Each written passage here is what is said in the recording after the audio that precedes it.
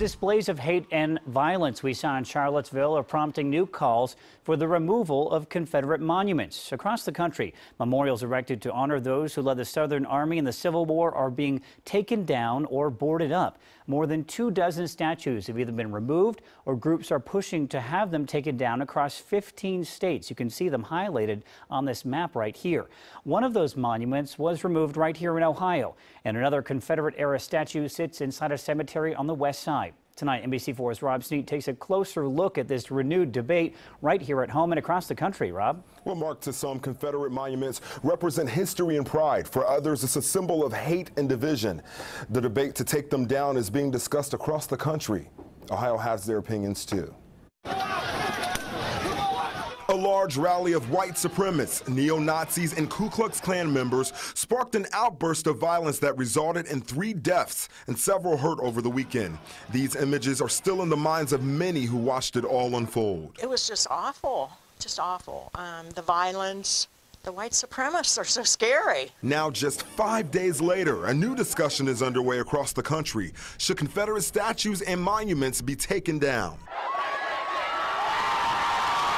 Some took matters into their own hands, like you see here in North Carolina. Just today in Ohio, a Confederate monument Franklin took down and handed over to Franklin Township. Franklin Township trustee Brian Morris told NBC4 Franklin city officials had concerns the Confederate monument would cause problems with traffic. They did decide to move that, and due to the fact that it was Franklin Township's originally. In a video phone interview, Morris told NBC4 since Franklin Township got a hold of the Confederate monument, there's been a lot of discussion about what should happen to it next. Should it be placed in another public space or placed in a museum? A decision that hasn't been made just yet. To both sides of this, all I have to say is try to be empathetic. It's a lose-lose situation no matter what side you're on, because at the end of the day, somebody's going to be upset.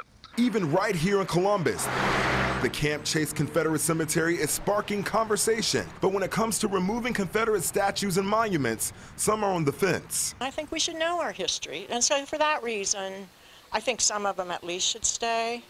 But I do understand they're hurtful. And others, not so much. This is the United States of America. We are not the Confederacy. The United States of America has its own war heroes.